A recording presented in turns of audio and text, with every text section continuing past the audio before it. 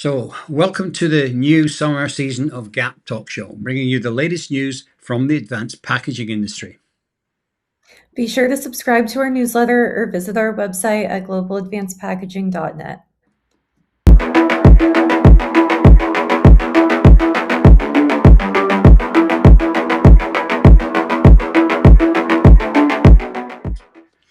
So, Jillian, another week here, and a lot of things happened this week. It's been a really, really busy week. But one story that caught my eye this week, and it's not a techie story, but it's an interesting one, and that is the announcement yesterday by the US banning all Chinese robotics. This ranges from humanoid robots to industrial robots, medical robots, and even household vacuum cleaners like a Roomba. So you may ask yourself, well, what has this got to do with advanced packaging? It's undoubtedly going to put a huge strain on US manufacturing, producing all the chips and other parts needed for this sector. And it also draws attention to where the red lines are now being drawn by the US government. They already ban, of course, military components and Chinese EVs. Now this extends to robotics. So where next? Interesting one, but that was the thing that caught my eye in the last 24 hours. What's been happening on your side? Yeah, I mean, this was a really big week for advanced packaging R&D in the US.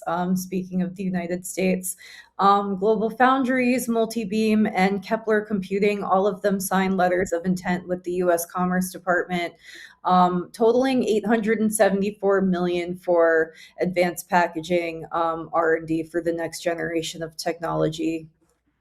Yeah, and these letters of intent were a really big story this past week. And if you look at where that money is really going, it tells you what you need to know about what's been stagnating AI. So, even though transistor scaling is still happening to a degree, advanced packaging has really been taking center stage for bringing us into the AI era. That's the crucial component for taking us to where we need to go. Right, exactly. Yeah. So, I mean, take GlobalFoundries, for example. They're getting 300 million specifically for silicon photonics and co-packaged optics. Right now, data moving between AI processors and memory over traditional copper connections generates a lot of heat and eats up a ton of power. Even though co-packaged optics comes with its own set of challenges, it's proving to be the primary solution for solving these problems so that AI can scale. Yeah, exactly. And then you look at Multibeam getting 140 million, and Multibeam specializes in multi-column electron beam lithography, and that basically is just a fabrication technique that uses mini electron beams to write the microscopic circuit patterns without needing a really expensive physical photo mask. So that capability is a really big deal for chiplet integration because it cuts prototype turnaround times, and it promises significant reductions in chip-to-chip power consumption. And then when you combine that with Kepler's 245 million for 3D ferroelectric memory, you can really see how this CHIPS Act allocation is really preparing the US for a post-Moore's Law world. Yeah, yeah. And like we touched on a few weeks ago, I mean, countries around the world are trying to build end-to-end supply chains for security purposes. And this is really just another layer to that.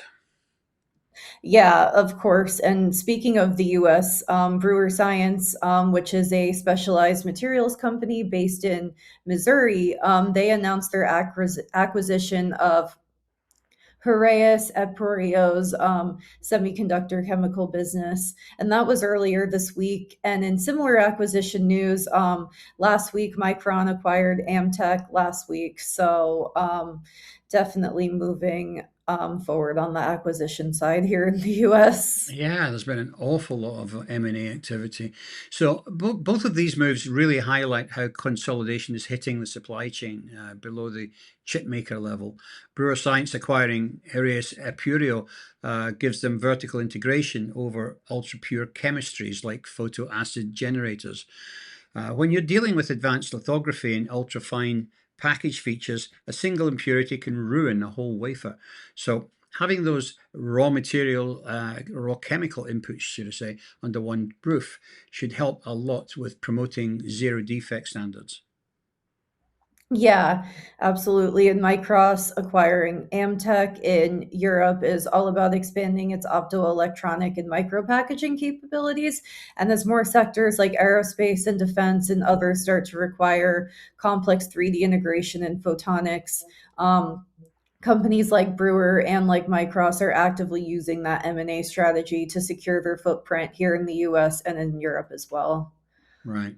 Yeah. I mean, it really shows that whether it's direct federal funding through the CHIPS Act or private M&A, the entire semiconductor ecosystem is striving to control the packaging layer. The more back-end capabilities you have, the better positioned you are for this next chapter of the industry. Yeah, and like the US and Europe, India has also been making big moves to expand as well. So this past week, the India Semiconductor mission just laid the foundation stone for South India's very first OSAT. So this OSAT is for ASIP technologies.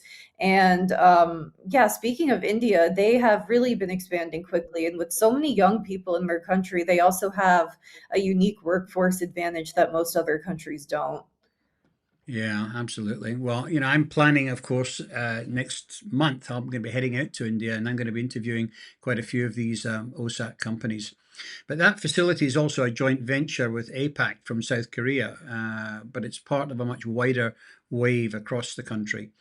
Micron's $2.75 billion memory packaging plant at Tata Electronics OSAT facility are also key milestones for India's industry. Yeah, and India also recently approved Semicon 2.0, which is backed by over $13 billion in funding. And this initiative, Semicon 2.0, is specifically targeting advanced packaging, 3D heterogeneous integration, and materials like substrates and specialty chemicals. Right. Okay. It's a very intentional roadmap, and India is quickly establishing itself as a key semiconductor manufacturing region. In other news, Yole just released a new report on the competitive landscape for CMOS image sensors, which you can read about on our website. And touching on the workforce development piece a bit more, IMAPS just enhanced its IMAPS Academy training courses, and those are available for purchase on the IMAPS site. And more information about those courses is also available on the GAP website. Great. Okay. So that's it for this week. If you like this podcast, please like and subscribe on YouTube. And remember to share this with your friends in the industry. You can watch or listen to this episode and our future podcasts on YouTube, LinkedIn, Meta, X, and all your normal podcast locations like Apple and Spotify. Okay. And that's it for until another week. Thank you and goodbye.